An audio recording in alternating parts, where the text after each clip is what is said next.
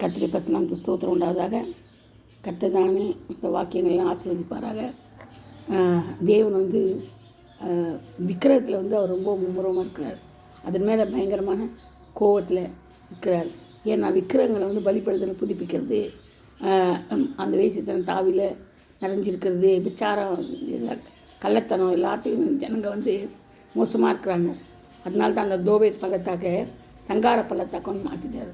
ஒன்று என்ன செய்வோம், அதில் போட்டு தள்ளுவேன்னு சொல்கிறார். அதுதான் சொல்லணும் வழி.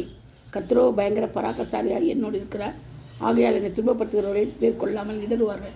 உங்கள் காரியம் வாய்க்காதபடியால் மிகவும் வெட்கப்படுவார்கள். மறக்கப்படாத நித்திய இலச்சை அவர்களுக்கு உண்டாகும்.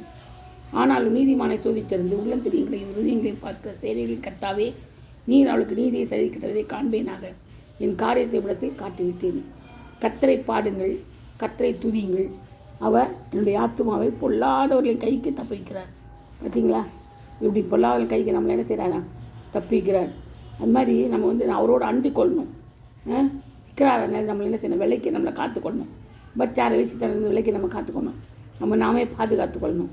அது மட்டும் இல்லை, என்ன சொல்கிறேன்னா, அவங்க எல்லாத்தையும் என்ன செய்வேன், உடைத்து போடுவேன்றார். குயவனுக்கு களிமண் உடைச்சு போட்ட மாதிரி உடைத்து போட்டது போல், குயவன் உடைத்தது போல் நான் என்ன செய்வேன், ஜனத்தை இந்த நகரத்தை உடைத்து போடுவேன். புதைக்கிறதுக்கு இடமில்லாததால் தோபேத்தினை அவங்களை புதைப்பார்கள் செய்திகளை கற்று சொல்கிறார். இவ்விதமாக நான் இந்த ஸ்தலத்துக்கு இது குடிகளுக்கும் செய்து இந்த நகரத்தை தோபேத்துக்கு சரியாக்குவேன். பார்த்தீங்களா, ஆண்டவர் எப்படியா பண்ணுறாருன்னு பார்த்தீங்களா. நம்ம ரொம்ப ஜாக்கிரதையாக இருக்கணுங்க. இந்த விக்கிராராதனைக்கு நம்ம ரொம்ப ஜாக்கிரதையாக இருக்கணும். அது மட்டும் இல்லை, நீங்களும் இதோ என் வார்த்தையில் கேளாதபடிக்கு உங்களுக்கு கழுத்தை கடினப்படுத்தினபடியால் நான் இந்த நகரத்துக்கு விரோதமாக சொன்ன எல்லா தீங்கையும் இதன் மேலும் இதற்கடுத்த பட்டணங்களின் மேலும் வர பண்ணுவேன் என்று சேனைகளின் கர்த்தராகிய தேவனாகிய சேனைகளின் கர்த்தர் சொல்லுகிறார். பார்த்திங்களா, இடிச்சு போட்டுருவார். அது எல்லாத்தையும் தீங்கி என்ன செய்யலாம், பட்டணங்களில் வர பண்ணு வரோம், இதுக்கு மேலே வரோம், அதுக்கு மேலே வரும் அப்படின்னு சொல்கிறார். தான் இதேமே இந்த வார்த்தையை சொன்னதுக்கு ஜனங்கக்கிட்ட பஸ்கூர் என்ன செய்கிறாரு, அடிக்கிறான். பஸ்கூர் என்ன செய்கிறான், தீர்க்கதரிசியை விட்டு அடிக்கிறான். அதனால் அவனுக்கு சாபங்கள், அவனுக்கு வேதனைகள் எவ்வளோ பயங்கரமானது. அவனை காவலில் போட்டுடுறாங்க மர இறைஞ. ஆனாலும் என்ன செய்கிறான், அவனுக்கு அவர் சொன்னது தீர்க்க தரிசனம் அப்படியே நிறைவேற்றினார் ஆண்டவர். அவனை என்ன செய்தார், மற்றவங்க கருத்தில் ஒப்பு கொடுத்தார். ஆண்டவர் சொன்னதை செய்யாமல் போகவே மாட்டார், ஒப்பதான் செஞ்சு தான் ஆவார். அதுதான் ஆண்டோடைய வாக்கு இல்லையா. அது மட்டும் இல்லை, நமக்காக ஆண்டவர் எவ்வளவோ செய்திருக்கிறார். ஒன்றும் இல்லை, பிதா குமாரன் பரிசுத்த ஆவியில் எல்லாமே இயேசு கிறிஸ்து தான் இல்லையா. பிதாவினால் உண்டாக்கப்பட்ட பிதா தன்னையே ஒப்பு கொடுத்து குமாரனால் வெளியே வந்தார் இல்லையா. அப்போது இந்த வெளிப்பாடு யாருக்கு வரும், நம்மளை எதுக்காக படைச்சார் ஆண்டவர், எதுக்காக படைக்கணும், அவர் அறிந்து கொள்வது மட்டும் இல்லை, மற்றவர்களுக்கு அவரை பற்றி சொல்லணும், மற்றவர்களுக்கு என்ன செய்யணும், இயேசுவை பற்றி சொல்லணும். அதுதான் அவருடைய விருப்பம். அதனால தான் நம்மளை ஏற்படுத்துகிறார். அப்போ பாருங்கள், ஒவ்வொருத்தரும் வேதத்தில் இருக்கிற ஒவ்வொருத்தரும் ஆபிரகாம், ஈசாக்கு, யாக்கோபு எடுத்தோம்னா அவங்கவுங்க என்ன செய்கிறாங்க இல்லையா, அவங்கவுங்க இடத்துல இருக்கிறாங்க. அப்போது ஆபிரகாமின் தேவனும் ஈசாக்கின் தேவன் யாக்கோபின் தேவனும் ஆகிய கர்த்தர்னு சொல்லப்பட்டது. அப்போ நம்மளுக்கும் யார், அவரு தேவன் தான். அவரை நம்மளால் ஒன்றும் பண்ண முடியாது. அவர் தான் உலகத்தின் ரட்சகர்.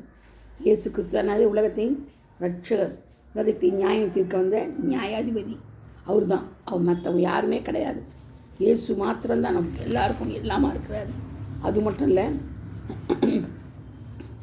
எப்படின்னா என் வார்த்தை அக்கினியை போடும், கண்மலையை நொறுக்கும் சம்மட்டையை போடும் இருக்கிறதல்லவோ என்று கர்த்தர் சொல்கிறார். பார்த்தீங்களா, அப்படி வார்த்தை எப்படி இருக்குதான், அக்கினி போலவும் கண்மலையை நொறுக்கும் சம்மட்டையை போலவும் இருக்கிறதல்லவோ என்று கர்த்தர் சொல்கிறார். ஆகையால் இது ஒவ்வொருவரும் தன் அயலானத்தில் என் வார்த்தைகளை திருட்டுத்தனமாக எடுக்க தீர்க்கதரிசிகளுக்கு நான் விரோதி என்று கர்த்தர் சொல்கிறார். பார்த்தீங்களா, திருட்டுத்தனமாக எடுக்க தீர்க்கதரிசிகளுக்கு நான் விரோதி என்று சொல்கிறார். இதோ நான் நாவின் சொல்லை வழங்கி அவர் அதை உரைத்தார் என்று சொல்லுகிற தீர்க்கதரிசிகளுக்கு நான் விரோதி என்று கர்த்தர் சொல்கிறார். தங்கள் நாவின் சொல்லை வழங்கி அவங்க என்ன அர்த்தம் அப்படின்னா, அவங்கவுங்க தானே தீர்க்கதரிசியாக மாறிக்கிறாங்க. அவங்க சொந்தமாக சொல்லி ஆண்டவர் சொன்னார்னு போய் சொல்கிறாங்களாம். அதுதான் நான் விரோதின்றார். அவங்களுக்கு நான் யாரே விரோதின்றார். ஆனால் இதோ பொய் சொப்பனங்களை தீர்க்க தரிசனமாக சொல்லி அவைகளை விவரித்து என் ஜனத்தை தங்கள் பொய்களினாலும் தங்கள் வீம்புகளினாலும் மோசம் போக்குகிறவர்களுக்கு நான் விரோதி என்று கர்த்தர் சொல்கிறார். நான் அவர்களை அனுப்பினதும் இல்லை, அவர்களுக்கு கற்பித்ததும் இல்லை, அவர்களது ஜனத்துக்கு ஒரு பிரயோஜனம் இருப்பதும் இல்லை என்று கர்த்தர் சொல்கிறார். எரேமியா 23 சொல்லப்பட்டது இது வசனங்கள். சரிங்களா? 29 வந்து சொல்லப்பட்டிருக்குது. அதனால் கர்த்தாவே சுமக்கும் பாரம் என்னவென்று ஒரு ஜனமாகிலும் ஒரு தீர்க்கதரிசியாகிலும் ஒரு ஆச்சாரியனாகிலும் உன்னை கேட்டால் இப்படி தள்ளிவிடுவேன் என்பதே பாரம் என்று நீ அவனுடைய சொல்ல வேண்டும். கர்த்தரால் சுமரும் பாரம் என்று சொல்லுகிற தீர்க்கதரிசியாகிலும் ஆசாரியனாகிலும் ஜனமாகிலும் சரி, அப்படி சொல்லுகிற மனுஷனையும் அவன் வீட்டாரையும் தண்டிப்பேன் என்று கர்த்தர் சொல்கிறார். கர்த்தர் என்ன மறு உத்தரவு கொடுத்தார், கர்த்தர் என்ன சொன்னார் என்று நீங்கள் அவரவர் தங்கள் அயனானையும் அவரவர் தங்கள் சகோதரனை கேட்பீர்களாக. ஆனால் கர்த்தரால் வரும் பாரம் என்கிற சொல்லை இனி வழங்காதிருப்பீர்களாக. அவனவன் வார்த்தையே அவனவனுக்கு பாரமாக இருக்கும். அதேனென்றால் தமது தேவனாகிய சேனைகளின் கர்த்தர் என்கிற ஜீவனுள்ள தேவனுடைய வார்த்தைகளை புரட்டுகிறீர்கள். பார்த்தீங்களா? நம்ம யாரோட வார்த்தையை புரட்டணுமா? உள்ள தேவனுடைய வார்த்தையை புரட்டுக்கணுமா? கர்த்தர் உனக்கு என்ன மறு உத்தரவு கொடுத்தார், கர்த்தர் என்ன சொன்னார் என்று தீர்க்கதரிசியை கேட்பாயாக. நீங்களோ வெனில் கர்த்தரால் சுமரும் பாரம் என்று சொல்கிறபடினால் கர்த்தரின் பாரம் என்று சொல்லாதிருங்கள் என்று நான் உங்களுக்கு சொல்லி அனுப்பியும் நீங்கள் இந்த வார்த்தையிலேயே கர்த்தரின் பாரம் என்று சொல்கிறீர்களே. ஆதலால் இதோ நான் உங்களை மறக்கவே மறந்து உங்களையும் நான் உங்களுக்கும் உங்கள் பிதாக்களுக்கும் கொடுத்த நகரத்தையும் எனக்கு முன்பாக இராதபடி கைவிட்டு மறக்கப்படாத நித்திய லட்சையும் உங்கள் மேல் வரப்பண்ணுவேன் என்று கர்த்தர் சொல்கிறார். பார்த்தீங்களா? கர்த்தரின் பாரம் சொல்லக்கூடாது. அதுக்கு தான் இந்த தண்டனை இல்லையா? அதனால் நம்ம என்ன செய்யணும்? ரொம்ப உஷாராக இருந்து ஆண்டவரோட சேர்ந்து ஆண்டவர் என்ன பேசுகிறாரு, என்ன செய்கிறாரு, என்ன விரும்புகிறாரு, என்ன பண்ணுறாரு, நம்ம ஆண்டவருக்கு என்ன செய்யணும். ஆண்டவர்கிட்ட மட்டும் நம்ம நன்மையாக வாங்கி கொண்டு இருந்தால் பத்தாது. நம்மளாலும் ஒரு பிரயோஜனம் இருக்கணும். அவருக்கு அநேகருக்கு இயேசுவை பற்றி சொல்லணும். அநேகருக்கு ஏதாவது மெசேஜ் வச்சு தான் மெசேஜ் அனுப்பி விடணும். அநேகருக்கு என்ன செய்யணுமோ உபயோகமாக இருக்கணும். உபயோகமுள்ள பாத்திரமாக இருக்கணும். கனமுள்ள பாத்திரமாக இருக்கணும். அப்போ தான் நம்மளை ஆண்டவர் கனமுள்ள பாத்திரமாக வைப்பார். நம்ம அப்பிரயோஜனம் வச்சு இருக்கக்கூடாது. ஏதோ தானோன்ட்டு வசனம் சொல்லிட்டு போயின்னு இருக்கக்கூடாது. அது மாதிரி நடக்கிறவளாக இருக்கணும். நம்மளை நடத்த சொல்லி ஆண்டவர் கேட்கணும். அப்பா எங்களை பசுத்தப்படுத்துங்கப்பா, இந்த வார்த்தையினால் எங்களை போதித்து வழி நடத்துங்கப்பா அப்படின்னு சொல்லி நம்ம என்ன செய்யணும்? கேட்கணும். போதித்து வழி நடத்த கேட்கணும். அதான் உண்மை. கற்றுத்தாங்க வார்த்தையில் பாதுகாப்பாராக, ஆசீர்வதிப்பாராக. ஆமென். அல்லேலூயா. Praise the Lord.